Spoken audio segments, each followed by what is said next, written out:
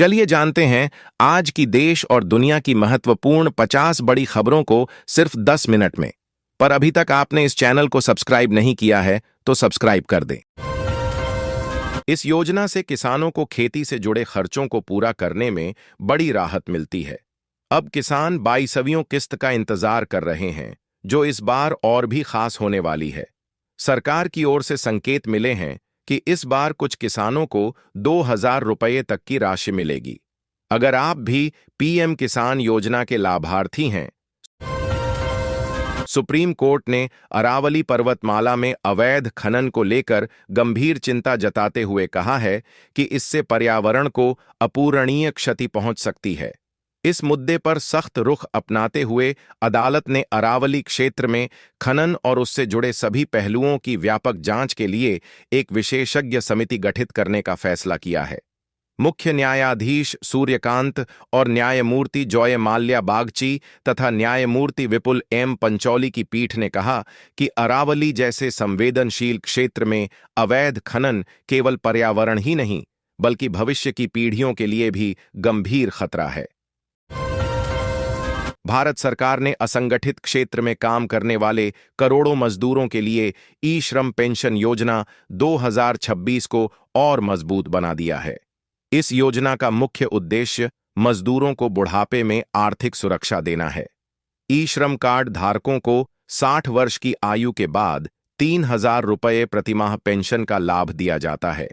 अगर आपके पास ई श्रम कार्ड है या आप बनवाने की सोच रहे हैं, तो यह जानकारी आपके लिए बेहद जरूरी है। अमेरिकी राष्ट्रपति ट्रंप स्विट्जरलैंड पहुंच चुके हैं। यहां उन्होंने विश्व नेताओं और उद्योग जगत के दिग्गजों से मुलाकात की।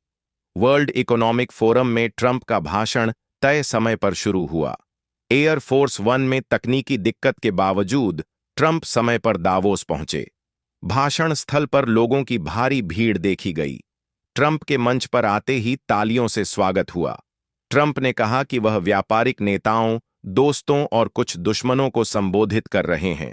उन्होंने अमेरिका से बेहद शानदार खबर लाने का दावा किया। भारतीय मूल की एस्ट्रोनॉट सुनीता विलियम्स एक बार फिर चर्चा में हैं। 600 से ज्यादा दिनों तक अंतरिक्ष में समय बिताने वाली सुनीता विलियम्स ने रिटायरमेंट का ऐलान कर दिया है। अपने 27 साल के करियर में सुनीता ने कई बड़ी उपलब्धि हासिल की और इतिहास में अपनी छाप छोड़ी। उनकी कहानी प्रेरणा भी है और प्रोत्साहन भी। सुनीता विलियम्स कौन हैं, ये तो लोग जानते हैं। हालांकि उनका नाम खबरों में आते ही लोगों की जिज्ञासा कई सवालों के साथ उभरती है। सुनीता विलियम्स का करियर, अंतरिक्ष मिशन, भविष्य की योजनाएं और निजी जीवन के बारे में लोग जानना चाहते हैं। इसी जिज्ञासा को ध्यान में रखते हुए इस लेख में आपके सवालों के जवाब दिए गए हैं। आइए जानते हैं सुनीता विलियम्स के बारे में लोग क्या सर्च कर रहे हैं और उसका जवाब क्या है। स्विट्जरलैंड के दावोस में चल रही वर्ल्ड इकोनॉमिक फोरम WEF की वार्षिक बैठक के दौरान भारत ने वैश्विक निवेशकों को अपनी आर्थिक मजबूती का भरोसा दिलाया है। केंद्रीय रेल और IT मंत्री अश्विनी वैष्णव ने बुधवार को कहा कि मध्यम मुद्रास्फीति और मजबूत बुनियादी ढांचे के दम पर भारत अगले 5 वर्षों में तेज गति से विकास करना जारी रखेगा। CII, CC और EY की ओर से आयोजित bet on India bank on the future सत्र में बोलते हुए वैष्णव ने भारतीय अर्थव्यवस्था की अच्छाइयों के बारे में बताया। इस कलमकारी योजना में पंजीकृत करवाने वाले मजदूरों को अनेक महत्वपूर्ण लाभ मिलता है। इसका बड़ा लाभ यह है कि पत्र कामगार हर माह 3000 पेंशन राशि सीधे बैंक खाते में जमा की जाएगी। यह राशि वृद्ध आर्थिक स्वतंत्रता प्रदान करने की सहायक होगी। इसी नियमित आय बुजुर्ग में तौर अपने बुनियादी जरूरत तो फिर किसी पर निर्भर नहीं करना पड़ेगा। क्या मध्य प्रदेश कांग्रेस ने सब सही नहीं चल रहा है? क्या कांग्रेस नेता अपने अपने एजेंडे खुद तय कर रहे हैं? क्या कांग्रेस नेतृत्व नेताओं पर लगाम लगाने में अक्षम हो गया है? ये सारे सवाल इसलिए पैदा हो रहे हैं क्योंकि कांग्रेस नेताओं के हाल ही बयानों ने कई कांग्रेस की दिशा कुछ और ही तय कर दी है। सरकारी सूत्रों और मीडिया रिपोर्ट्स के अनुसार पेंशन राशि में 1,500 से 2,000 रुपये तक की बढ़ोतरी की जा सकती है। अगर यह प्रस्ताव मंजूर होता है तो मौजूदा 3,000 रुपये की पेंशन बढ़कर 4,500 से 5,000 रुपये प्रतिमाह हो जाएगी। यह बढ़ोतरी सभी पात्र लाभार्थियों के लिए समान रूप से लागू होने की उम्मीद है। जनवरी 2026 से यह नई राशि सीधे लाभार्थियों के बैंक खातों में ट्रांसफर की जा सकती है। पहले यह राशि 1,500 रुपये से शुरू हुई थी, जिसे बाद में बढ़ाकर 3,000 रुपये किया गया था। अब दवाइयों, इलाज, राशन और बिजली पानी के बढ़ते खर्च को देखते हुए इसे और बढ़ाने की जरूरत महसूस की जा रही है। यह कदम सामाजिक सुरक्षा की दिशा में एक महत्वपूर्ण पहल होगी। आर्थिक दुरावस्था से जूझ रहे मध्य प्रदेश के किसानों के लिए राहत की खबर है। उनके बैंक खातों में सरकार ने धान की खरीदी के करोड़ों रुपयों का भुगतान कर दिया है। एमपी के 7.5 लाख से ज्यादा किसानों से धान की खरीदी की गई है। बेची गई उपज के भुगतान से किसानों को खासी राहत मिल सकती है। प्रदेश के खाद्य मंत्री गोविंद सिंह राजपूत ने बताया कि इस बार गत वर्ष से अधिक धान की खरीदी हुई है। इससे धान किसान को भरपूर पैसा मिला है। गड्ढा मुक्त सड़कों का दावा करने वाली कायाकल्प योजना खुद ही जर्जर हो चुकी है। प्रदेश सरकार द्वारा 2 साल पहले शहर की सड़कों को चमकाने के लिए स्वीकृत 78 सड़कों में से 19 का निर्माण कार्य अब तक शुरू ही नहीं हो पाया है। यानी इन सड़कों पर रोलर चलना तो दूर, नींव भी नहीं रखी गई है।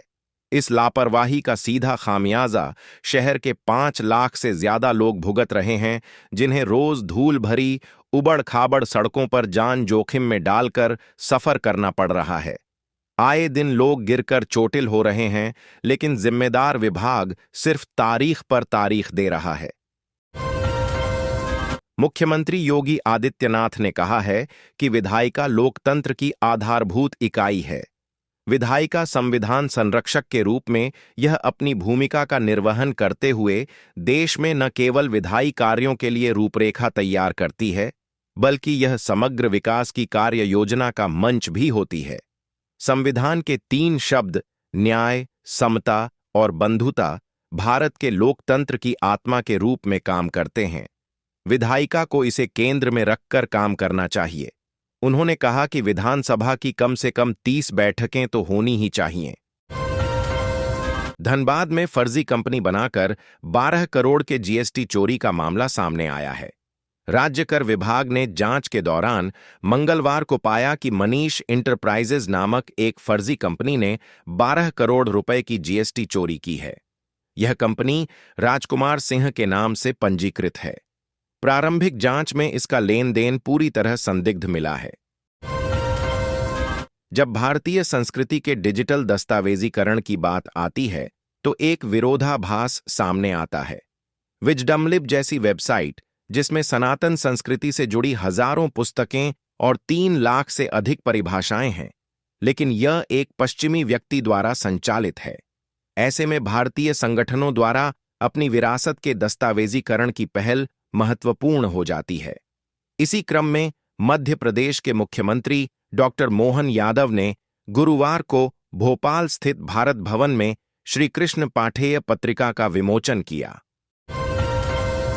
स्विट्जरलैंड के दावोस में चल रहे वैश्विक आर्थिक मंच पर अमेरिकी राष्ट्रपति डोनाल्ड ट्रंप ने चीन और यूरोप पर कई सवाल खड़े किए हैं।